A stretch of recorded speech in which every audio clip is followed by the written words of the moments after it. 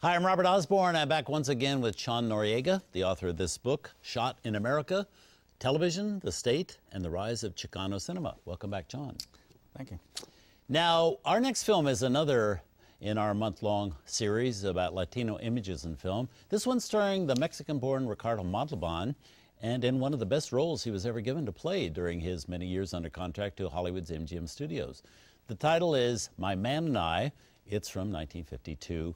Now, let's talk a little about Ricardo Montalban, because when he started out in movies, he was always, you know, Esther Williams' swimming partner or singing romantic Latino songs. So he was kind of the typical image we had of the Latino man. But occasionally, MGM gave him a part like in this movie, and he's terrific in it. He's a wonderful actor. Yeah, he was seen as a second-generation Latin lover. But in this film, it's the second film where he's actually dealing with issues related to Mexican migrant workers in California. So, well, he's very good. Talk a little about why this is so different for him as an actor. Well, in this role, he plays a Mexican bracero, or temporary farm worker, who's actually been able to get a citizenship. And it explores very directly the issues of the assimilation of recently naturalized Mexicans into U.S. culture. And in particular, it's very unusual as a film in this period. He ends up in a romantic relationship with an Anglo-American woman, played by Shirley. Now, there was a long time where interracial relationships and everything like that weren't really accepted by the film going public, or I guess by the production code office in Hollywood or something. Had it kind of calmed down pretty much by this time?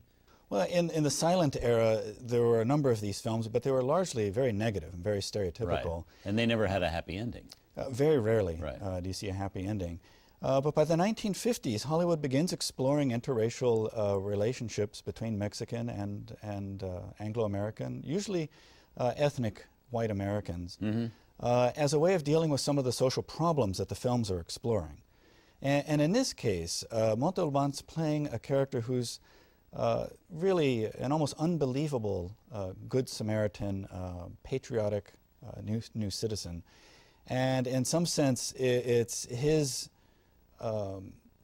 good actions and his optimism that win over everyone else in the film.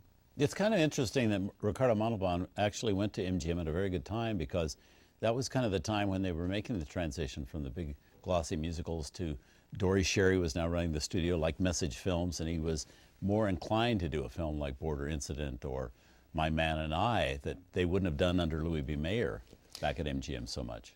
Yeah, and it's interesting, quite a number of the films we're looking at from this period come from MGM. Yeah, and they really had kind of a social consciousness about them. They did. Which MGM didn't have. Warner's always had that in the 40s and 30s, yeah. But MGM never did.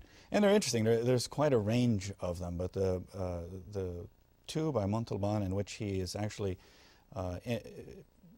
by the end of the film, involved with or marrying an Anglo-American woman really stand out in that period. And it's got a great cast. Thanks so much for choosing this film. It's a really good one. Thank you. Here it is, with the cast that also includes Wendell Corey and the always good, always wonderful Claire Trevor.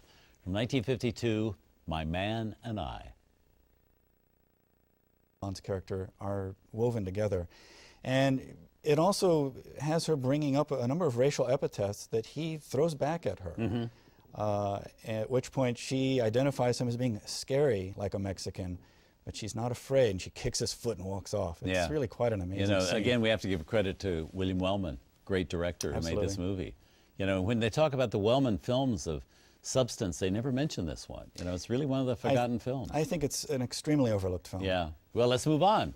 Up next, our look at Latino images in film continues with a real biggie. This is a film starring Elizabeth Taylor, Rock Hudson, and James Dean, and it's a movie by another great director, George Stevens.